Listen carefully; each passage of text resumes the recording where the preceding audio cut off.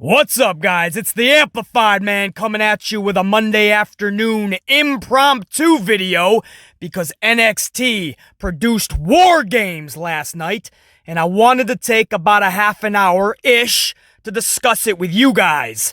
We're out in the world, it's a travel day, so this will be an audio format, but I didn't want to miss a chance to talk about this event with you guys. So if you do have a half an hour-ish, grab your coffees, and let's rock, because we're going to talk about it.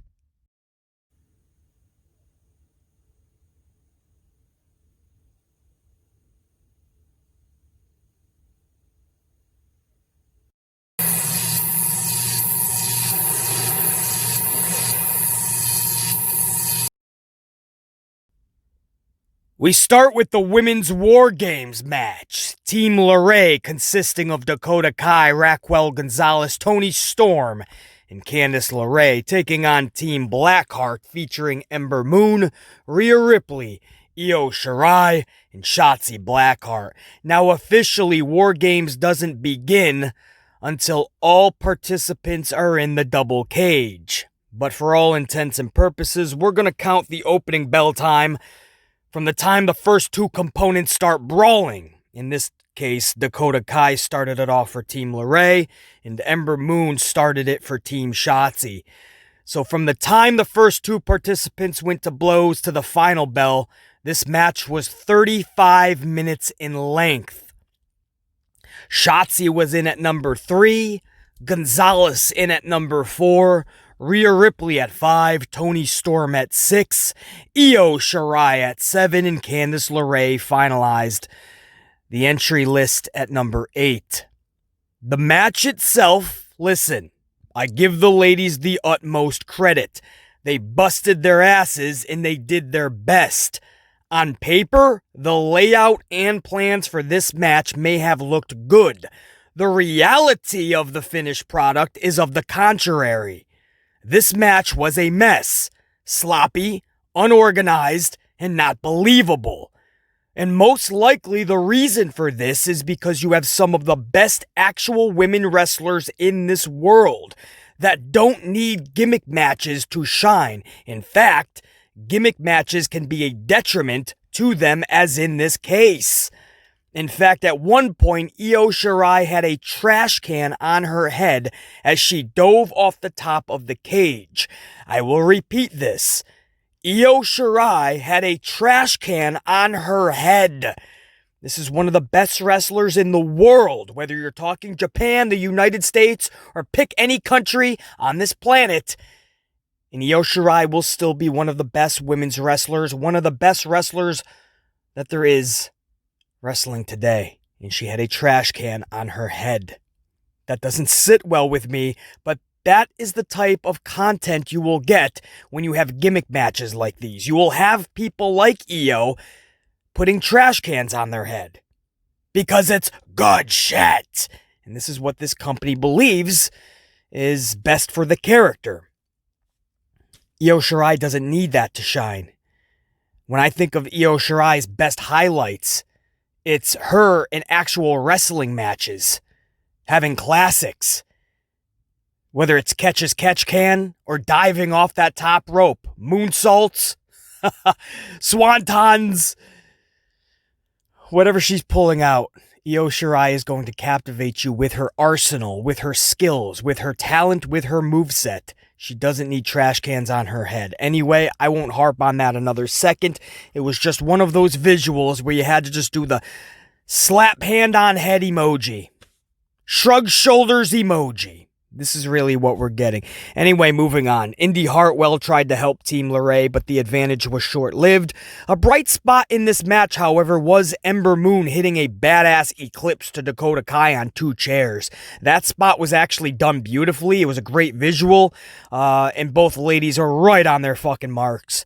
So that was good to see. The finish I don't agree with at all. They had Raquel Gonzalez pin Io Shirai after a powerbomb through a ladder.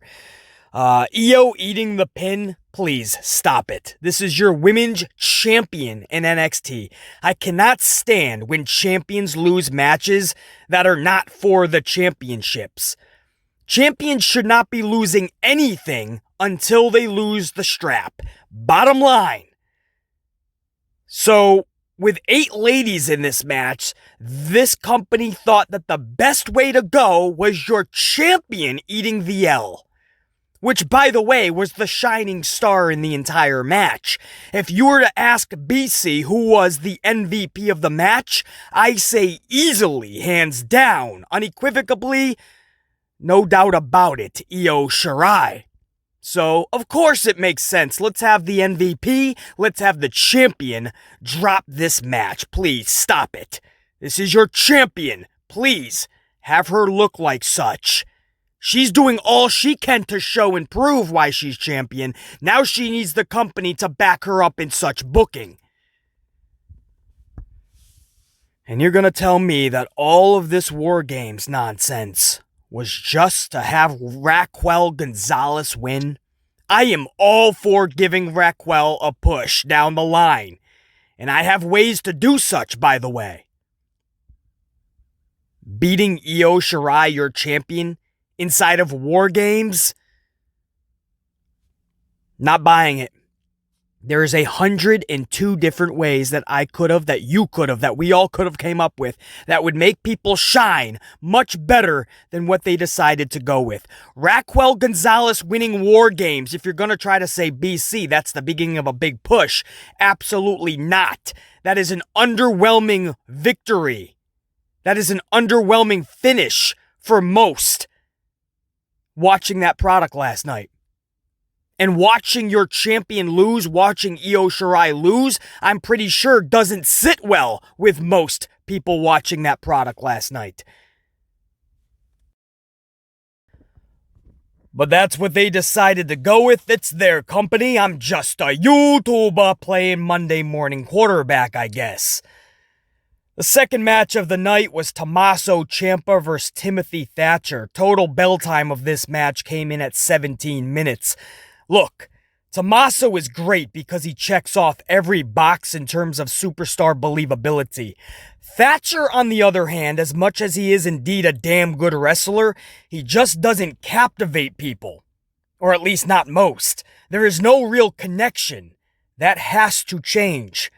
For instance, you could have one of the greatest chefs in the world, but if he doesn't have a great personality or he just doesn't connect with an audience, then you wouldn't give that chef his own Food Network show. What's the gimmick? What's the character? What's the deal? Why should we care? Get invested? Watch? Well, BC, he's not a talker. He likes to get in the ring and just wrestle. He's a badass. Well, that's great. There's many of those individuals in pro wrestling. That doesn't answer all of my aforementioned questions. Anyway, I digress. This match was as we thought it would be. Ground and pound, mixed with catch as catch can. Had its fun moments, and the good thing with these two in there together is you know you're gonna get that believability in the match.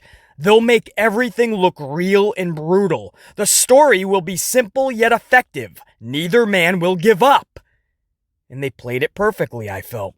The finish saw Tommaso hit the Willow's Bell DDT for the pinfall victory over Thatcher. I would have liked a bit more of a dramatic finish. They went halfway to that point, and then they just fell out of steam, I felt, with the actual culminating moment. And what I mean by that was there was a submission lock that Tommaso had on Thatcher, reeling back the neck. Any normal man you feel would have already submitted, but Thatcher, as badass as he is, did not give in, did not give up. In fact, got up. That's cool. But then just 2 minutes later, if even, he was losing via the DDT. That's one of those moments, and trust me, I'm not one of these dudes that loves 6 or 7 false finishes from somebody's main finisher move, but this is one of those moments where I would have been fine, okay. In fact, it should have been at least one more DDT, at least, to put Thatcher away. Because again, you're talking about a character that the whole shtick is he's just badass. He doesn't talk, he just gets the job done in the ring. Well, he was just flat on his back looking up at the lights. And as much as the submission that he did not give up on, badass as that was, what we're going to remember is him losing via that DDT. I just felt that it was going really well at the end, and then it just ended out of nowhere with that thing. At least it wasn't a fruit roll-up, so I'm not that upset. And at least these two dudes, they did entertain for the most part. Again, when you put Thatcher in there, I just don't know how much I'm going to care. Luckily, he's in there with somebody like Tommaso, who, that's the story right there, man. Somebody like Thatcher needs somebody like Tommaso for an audience to really give a shit. So at least this was not a match that bored me at any time. It's just they're going to have to do something more with Thatcher. We're going to have to really get to know the personality, and we're going to have to find out what that connection is going forward. But Tommaso was the right call to win here. There's no way on this planet I could see Tommaso dropping this match. I don't care what type of push they're trying to give Thatcher. Match number 3 was Dexter Lumis taking on Cameron Grimes. Leather strap match. Bell-to-bell match time came in at 13 minutes. That's it, man. This was a 13-minute match. Match was pretty fun because these two have such great chemistry together. I'm glad Grimes is getting his chance to shine because this dude has a lot to offer, and Dexter Lumis is an absolute future superstar, if not already.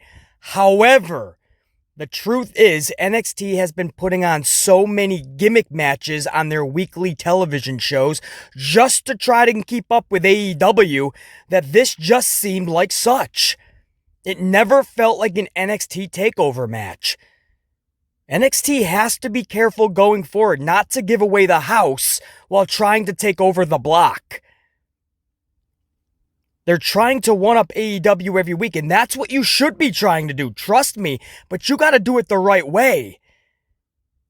You cannot give all of your arsenal up.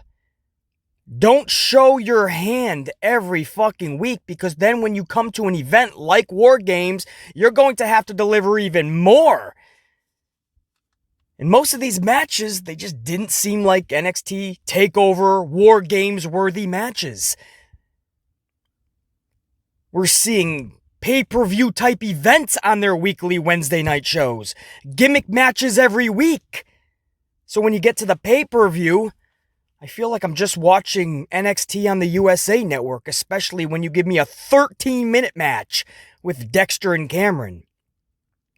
They just have to be careful, man. The way to beat your opponent is to just get creative. The way to beat your competition, the way for Vince McMahon and Triple H to try to defeat AEW is to just be smart in your storytelling. Get creative with your characters and what you're trying to tell your audience. Not gimmick matches galore. One gimmick match after another is just going to ruin the gimmick matches. We're going to have gimmick match fatigue. GMF. It's a real thing. Gimmick match fatigue. And I feel like that's what we're getting with NXT. It seems like lately with NXT, every single match has a damn gimmick. Anyway, that could easily be its own side rant, but we'll keep moving on. NXT has to be careful with that. The finish of this match saw Lumis wrap up Grimes in the strap and then muzzled him with the silent submission. This was the right call. It was a good finish. Lumis is the bigger star right now, but Grimes got some nice shine. So I think, throughout all the gimmick bullshittery, I think we got a great interaction between these two. There's always a good chemistry anyway, so I wasn't doubting that there wasn't going to be a good interaction here. There were some good moments in here. It was fun for the most part, and the end of this match was the right call, and I actually like the finish. So I don't know, man. It's one of those 50-50 type deals where Dexter Lumis and Cameron Grimes did the deed. They went in there and did exactly what they were supposed to do with the time they were allotted. But on the flip side, on the other hand, I see a lot of holes in NXT's game through a match like this. Hopefully that makes sense. Moving on, match number 4 was a triple threat for the North American title. This was Leon Ruff, your champion, versus Johnny Gargano versus Damian Priest. This is a schmaz match. I hate schmaz matches, especially on an NXT TakeOver card. WarGames, I should say. Too gimmicky. Not needed. We were just talking about this. And you could easily say, well, BC, it's WarGames, so you're going to see a lot more gimmick matches. But I just told you guys some factual information. If you go back and watch their weekly television, you're going to see one gimmick match after another. You'll see table matches. You'll see one ladder match after another. The last 2 weeks in a row, we saw ladder matches. We just saw within the last couple of months a tables match. We saw steel cage matches. We're seeing this every single Wednesday night, it seems. Always schmaz matches. Triple threats, fatal four-ways, you name it. They're always putting on that as well. Not as much as the main roster, thankfully. But here we go into a triple threat for the North American title. I don't need to see that on a take. NXT has talent, so much talent that a championship should be decided by two people, two individuals, a champion and a challenger. NXT was always a company that didn't need the extra person to make a schmaz match. Now that's what we're seeing. Bell-to-bell match time came in at 17 minutes. So even with a third person, this match was only 17 minutes in length. They didn't even give them 20 minutes. Now, usually back in the day, man, takeovers, your undercard would still get about 20 minutes. 17 minutes with 3 individuals. Despite all of that, this was a fun match for the most part. And despite it being a schmaz, I just hate playing the game where one guy completely disappears in the match while the other two wrestle. And then out of nowhere, 3 minutes later, they reappear. Right? They were knocked out for 115 count. And then all of a sudden, they decided to wake up. Somebody threw water on them. And they just get up and they're like, oh yeah, I'm in a match. And then they get in. And then the other guy leaves for 3 minutes. I hate playing that game, man. There was 142 ghost face masked men that took out Damian Priest late in this thing. One of them being Austin Theory. So Austin Theory came back to NXT last night. And that's one of those things where some people are going to be happy with that. And some people are not going to care. Put me in the not care bracket. And I'm going to tell you guys exactly why. It's because the first go around for Austin Theory in this thing, in NXT, it didn't equate to anything. Austin Theory didn't add up to much in NXT the first time around. And then he goes to the main roster and he's even more irrelevant. So now he's back in NXT. So we're still resting on what some people say, oh, he could be something big going forward. He is the next John Cena is what I was hearing. Well, guys, if you think Austin Theory has the charisma of John Cena, then we are on two different sides of the spectrum. I'm telling you that right now. I'm not even throwing shade at Theory. I hope the guy is a huge success. Because I want to see the best out of him. And if Austin Theory is a huge success, that means everybody around him and the company becomes more of a success. So trust me, I want to see it. I didn't see it the first time in NXT. I didn't see it on the main roster. And trust me, I'm not just blaming him. The main roster, he got totally shit booked. But now he's back, so now I want to see what everybody's talking. Well, not everybody. I mean, again, it's kind of half and half. There's a lot of people that feel like I do, and then there's those people that really see a big star, a potential star in Theory. So I'm not going to shoot you down on that. I'm not going to say, no, you're wrong. Absolutely not. I'm willing to see what that side of the spectrum is saying, but I've yet to see it. You know, if you're going to say, oh, he's a good wrestler. Well, that's great. There's great wrestlers all around, 112 of them at the local bingo hall around the corner. I need more than just a great wrestler, man. I need that personality and charisma that's going to jump off the screen, the promo that's going to captivate me, the dude that when he comes out the entrance, when the music hits, I'm hooked. You know, I want that type of dude. I'm not even seeing half of that in Theory. So again, factually, he wasn't anything big in NXT the first time. The main roster, he was more of a flop. So now he's back, and there's some people making a huge deal out of this. Well, until he becomes a big deal, I'm not going to be one of those people making a big deal out of this. Austin Theory is one of your, he was the unveiled as the main mask guy. We'll see, man. Johnny Gargano is who he helps pick up this victory. Gargano pins Ruff for the title. And there's a connection now with Gargano and Austin Theory. Listen, I don't even care what else happened in this match. The bottom line is Johnny Gargano has reclaimed his North American title. All is right in the world, man. I don't know what the fuck this whole Rough thing was in the beginning. Over a month ago, right? I believe. Rough defeated Gargano for that championship.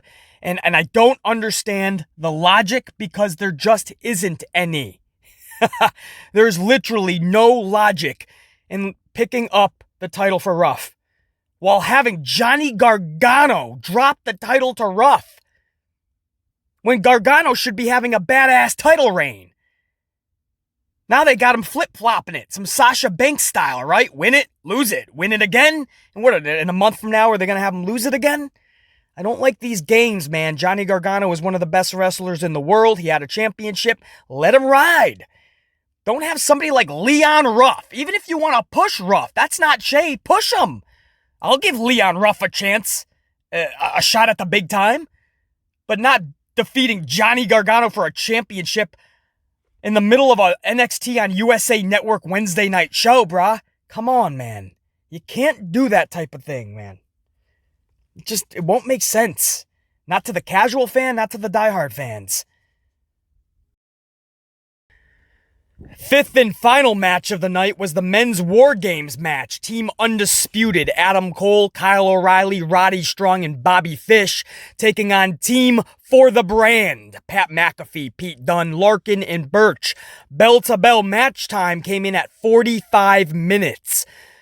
That makes this the longest match of the night, 10 minutes longer than the women's War Games match, which is probably for the best. Again, as much as those ladies busted their asses and did their best, it came off sloppy and they were setting up way too many spots instead of going for it in major sequences. And when you do that, it just comes off way too gimmicky.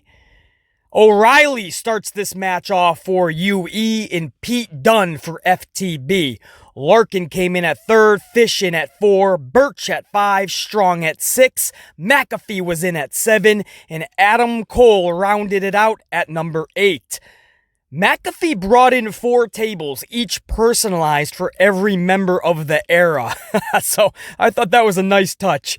There was a moment in this match where Cole and McAfee went face to face for the first time, but Pete Dunne cuts Cole off. So Cole and Dunne start going at it. Then O'Reilly and McAfee go face to face. And then everybody just starts barroom brawling. Damn, was this done beautifully. Everybody was on cue. No timing issues. Great visual. At one point, you had McAfee do a swanton from the top of the cage onto everybody. I am not even kidding. For the final 5 minutes of this match, everyone became Superman. Incredible moves, full of confidence, no fuck-ups, everyone in sync with one another. To say this was entertaining would be a massive understatement. Everybody was just clicking, man. It wasn't just setting up for big spot moves. There was some damn good sequences in this match. And again, that's what the ladies did not bring to the table. They had all the weapons, the kendo sticks, the tables, the chairs, you name it, they had it. But they were setting up for too many spots, and it comes off kind of cringeworthy. When you can just flow with sequences, and the spots stem from those sequences, that is when you're going to have a much better match, man, especially if you're going to go 45 minutes. That is how you captivate some bitches. There was one moment in this match toward the end where I believe it was Larkin and Birch, maybe even Pete Dunne for a few seconds, but they were pinned up against the cage, and every single member of the UE, one after the other, like a Congo line of just 4 people, and when one would do a move, they would get back in line, and one after another, they would just deliver knees to the face, super kicks, you name it. One after the other. Adam Cole would go, then Fish, then O'Reilly, then Strong, and they would repeat the process. And Larkin and Birch were taking these shots while pinned up against the cage. Dude, it was incredible. It was really awesome. And for a group like UE, that is a defining moment for them. I love that. The finish saw Undisputed Era come out on top, which again is the right call. I would have personally liked to see Adam Cole take out McAfee. That would have been a culminating moment that you're going to remember. That type of a finish for War Games. Instead, It was it Roddy Strong or O'Reilly, I believe, that got the pin over Larkin, I want to say. There's a possibility it was Birch. I don't know, man. I was wrapped up in a lot of things at that time, at the time of the finish. So I forgot who the actual combination was. But it could have been O'Reilly over Larkin. There's a chance that Roddy Strong and Birch were in the finish, but it definitely wasn't how it should have been, which was Cole with the Panama Sunrise on McAfee. That would have been a cool way to end it. For some reason, they didn't want McAfee taking the pin, and that tells me that he's going to be back for another match, maybe even with Adam Cole, and that's where you're going to see Cole actually pick up that moment. But I don't know. The actual pinning combination for the 45-minute war that we just saw, I felt that was a little anticlimactic. But that was the only thing. Everything else in this match, man, including the actual victors, Undisputed Era walking away with the win, that was absolutely awesome in the right call. And the show went off the air with Undisputed Era posing in front of the camera after just going 45 minutes in that war. Again, this is one of those moments. I'm not saying Undisputed Era hasn't had bigger matches, but this is one of those moments that is going to define Undisputed Era. They had to win this, guys, because going forward now, you can arguably say they're in the conversation of being the best group ever in pro wrestling. And I know some people are like, come on, BC. You can't compare them to the NWO. You can't compare them to even DX. The Four Horsemen. But guys, when you wrap up these type of matches and these type of victories, you damn well better bet they're going to be in the conversation. These are four warriors. At that point, I'm not concerned with their size. As a unit, they have proven time and time again, like a war last night that we saw for 45 minutes in this match, and they came out winners. They have proven time and time again that when you put them together, they're nearly unbeatable. This was a match they had to have, and I believe this was the stamp of approval. This was the type of match when they won this thing where everybody stopped and went, damn, they are legit. This isn't just another faction. This isn't just a group that's gonna break up down the line and maybe get together and break up again and get back together 17 times. This is a group. They stick together. A brotherhood that legit is going to go in there, go to war, come out victors time after time, and won't rest until they're known as the best faction in all of pro wrestling's history. Whether that ever happens, who knows down the road? There's a lot more that needs to happen with this group. But that's a moment that is huge. I cannot stress that enough. I'm not over-dramatizing this victory. I'm not embellishing it. I'm not over-exaggerating it. This was a huge win for them, man. They were the stars of WarGames. And just a few years ago, if you were to tell Roddy Strong that he would be one of the stars of WarGames, of a big NXT pay-per-view to end the year, if you were to tell Bobby Fish that, Kyle O'Reilly, we all knew they were great wrestlers, but if you were to tell me that on one of the biggest stages, they would just be the guys. Strong, Fish, O'Reilly, probably even Adam Cole a few years ago would tell you done fallen out and dropped on your head a couple, 2-3 times, man. Because as much as they believed in themselves, had the confidence, knew they were that good, man, to be in the fucking moment, that's so awesome. So cool. That was WarGames, guys. Was this a WarGames like in years past? Was this a takeover like we've seen in the past? Not even close. Because of what we've been seeing on regular Wednesday night television for NXT on USA Network, these shows are kind of blending in. When you're unloading the bag every single Wednesday night, you're not leaving a lot left in the tank for your pay-per-views. And we're starting to see that, man. This is becoming a good Wednesday night show. TakeOver always felt more special. WarGames felt more special in the past. And I know we're in the middle of the pandemic. We don't have the live audience for the most part. But there was a lot more missing elements than just that last night. But everybody went in there, busted their ass. I cannot shit on the performances, and I won't. The effort was there, the confidence. So all in all, man, I would absolutely would have done that again. I would have spent 3 hours on that show again. I would have. So, but was it anything that I need to go back and watch again? The sad truth is no. So in that aspect, this is not a takeover / war games that I would ever need to see. Again, and it just wasn't one that lived up to past billing. So they could have done better. And by they, I mean the booking, the creative department. But a lot of gimmicky shit going on in NXT. I feel that they're resting on gimmicks to try to beat AEW. And if you do that, you're not going to come close to beating AEW, because gimmick match after gimmick match will not do that. Gimmick event after gimmick event will not do that. So you're not going to beat AEW by doing this, but B, you're going to ruin your own product in the process. Because then when you do put on a gimmick match that calls for it, a match that deserves a gimmick, a cage or a ladder match, something that would fit it perfectly, two individuals that need that type of match because it tells the story beautifully, when we get that, nobody's going to care. It's going to be meaningless because we get it all the time. I hope that makes sense, guys. This is how I dissect pro wrestling, man. I'm always thinking about every box that's unchecked. And I'm trying, as a reviewer, I don't want to be the asshole, the bad guy, the guy that wears the black hat. I don't want to be the one that leaves all these boxes unchecked.